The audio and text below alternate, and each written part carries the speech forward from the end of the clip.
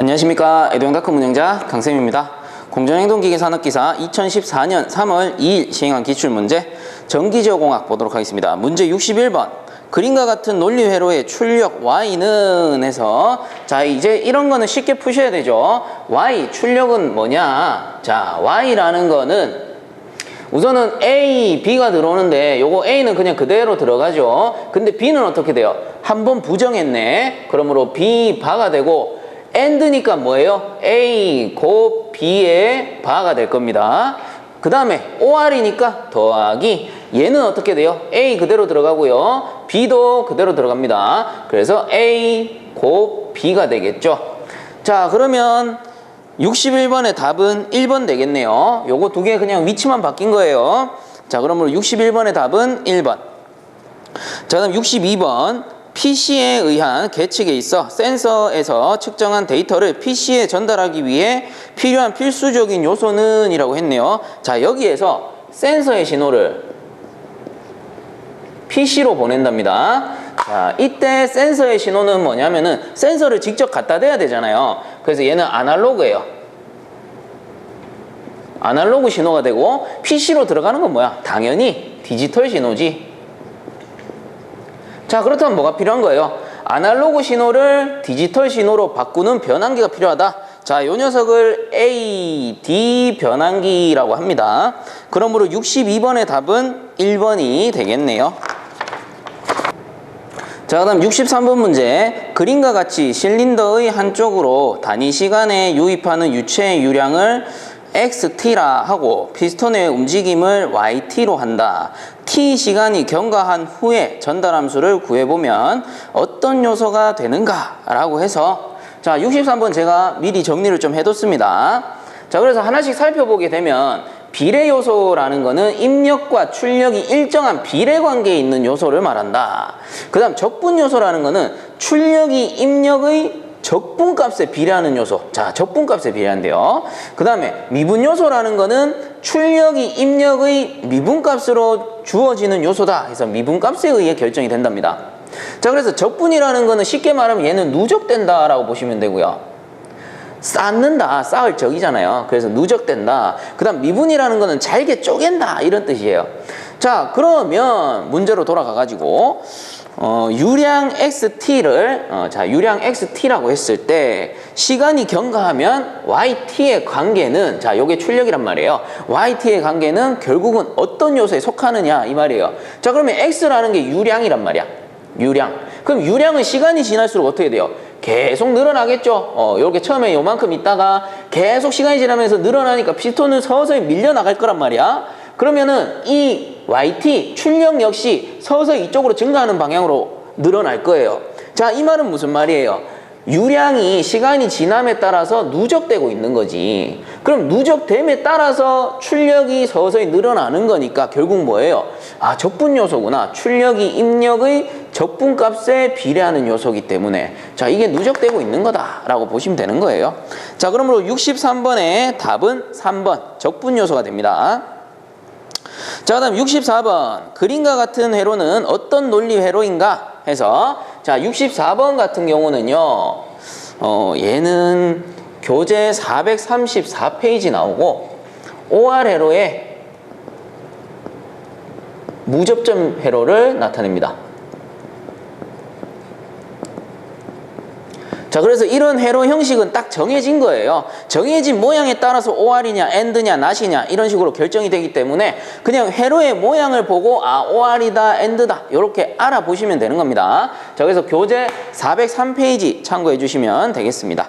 자 그러므로 64번의 답은 2번 OR 회로. 자 다음 65번 전달함수를 정의할 때 조건으로 옳은 것은 이라고 했네요. 전달함수를 정의하자면 자 사전적 의미예요. 초기값이 0인 시스템에 대하여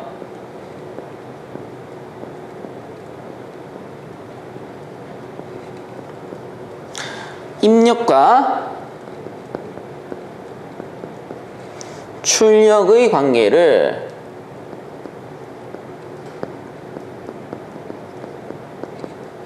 라플라스식으로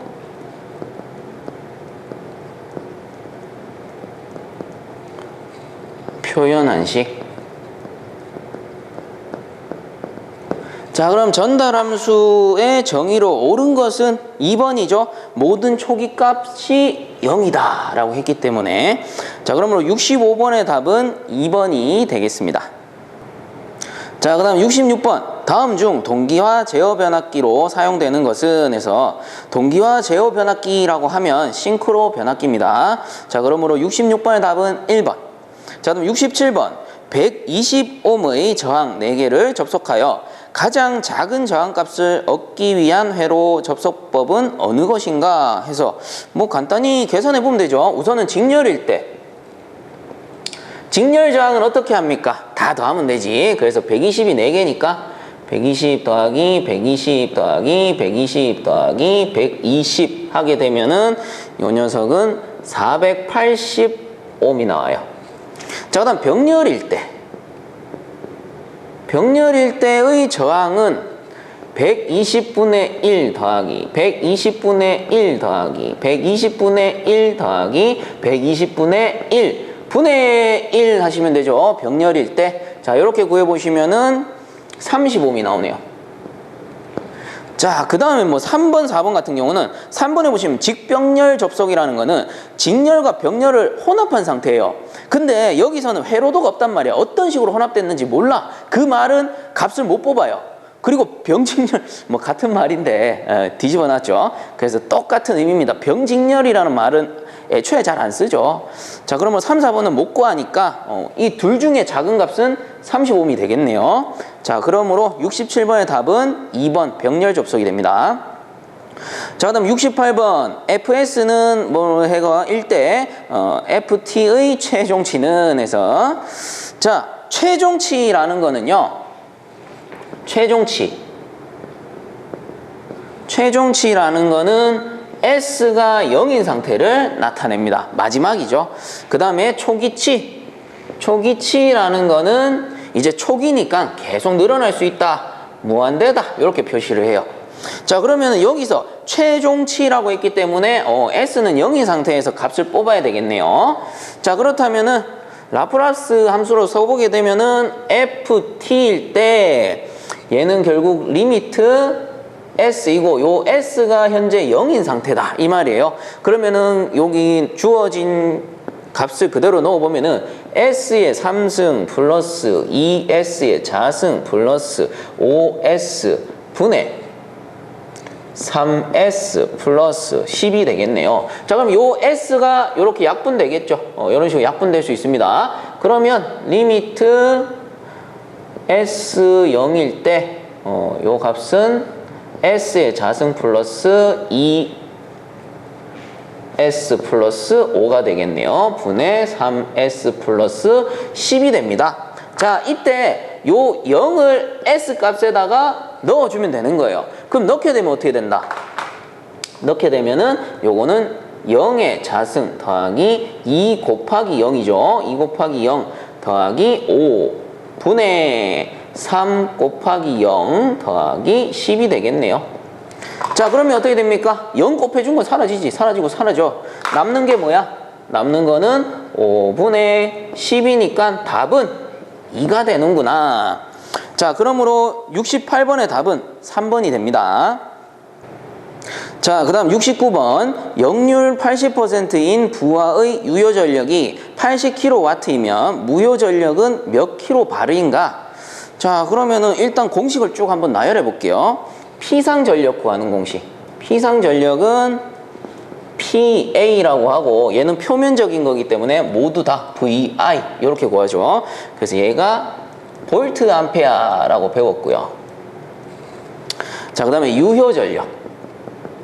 유효전력은 P라고 썼고 VI 코사인 세타 라고 쓰고 이 녀석의 단위는 와트였어요. 코사인 세타가 역률이었죠. 그 다음 무효전력.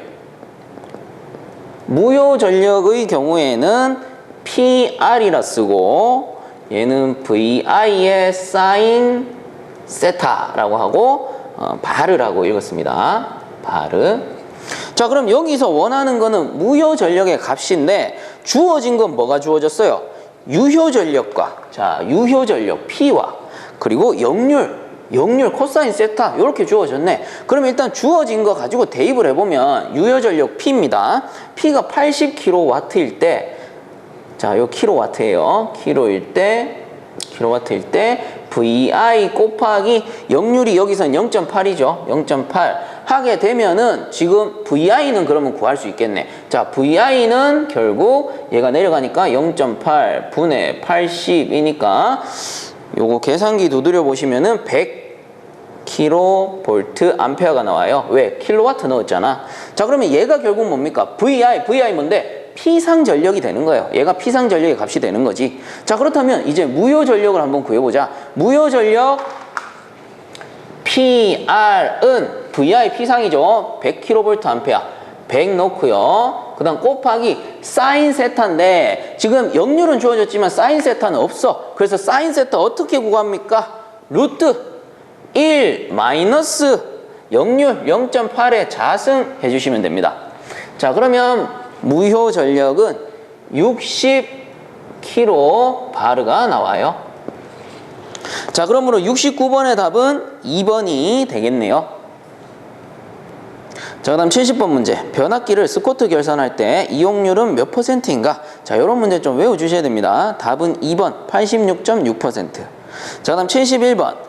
자동 제어계의 구성 중 기준 입력과 괴한 신호의 차를 계산해서 제어계가 보다 안정된 동작을 하도록 필요한 신호를 만들어내는 부분은 이라고 했네요. 자, 피드백 제어가 될 텐데 목표값이 있고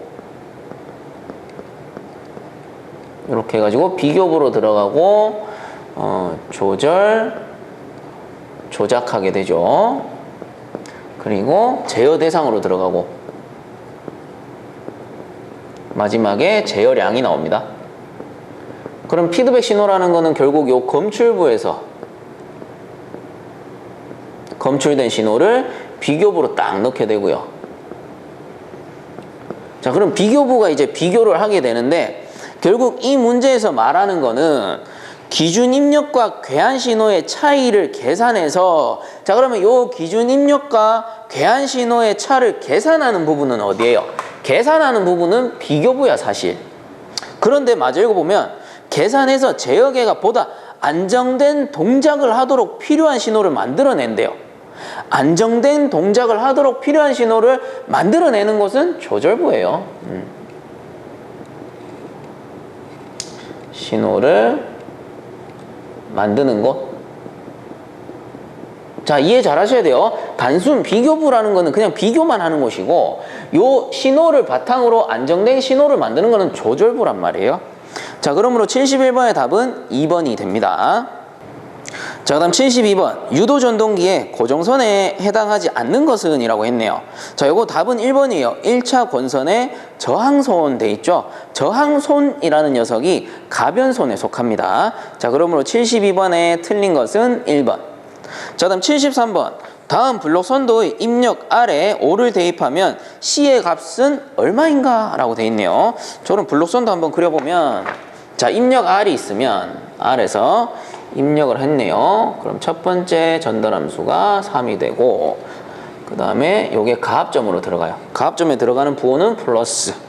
그 다음에 출력 C가 나오게 되고, 여기서 이제 인출해가지고 이렇게 피드백 신호로 오는 게 2가 되고, 이 녀석이 다시 가압점에 들어가네요. 자, 요 가압점에 피드백 신호가 들어갈 때 요 가압점의 부호는 마이너스 부호입니다.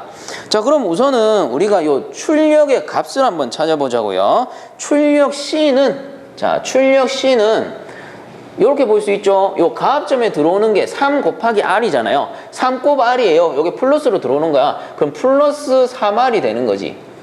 그죠? 그 다음 요 밑에 거 봅시다. 이 밑에 신호는 어떻게 됩니까? 출력에서 인출돼서 왔기 때문에 2곱C가 되는 거죠. 근데 부호는 마이너스야. 그래서 마이너스 2C가 되는 겁니다. 자, 그럼 여기서 C만 남깁시다. 자, C가 지금 2개니까 남기려면 요거 1로 이항하면 되죠. C 마이너스가 플러스로 바뀌고요. 2C가 될 거고는 3R이 되겠네요. 자, 그럼 결국 3C는 3R이니까 원래 계산하고 보니까 3C는 3R이다. 지금 뭐예요?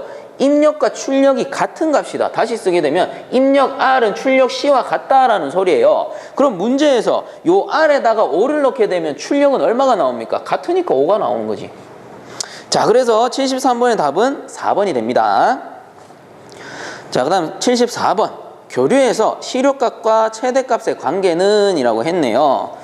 자, 이거 뭐 가끔 나오는 문제입니다. 가끔 나와서 좀 외워주셔야 되는데, 시료값이라는 거는 시료값 구하는 방법이 최대값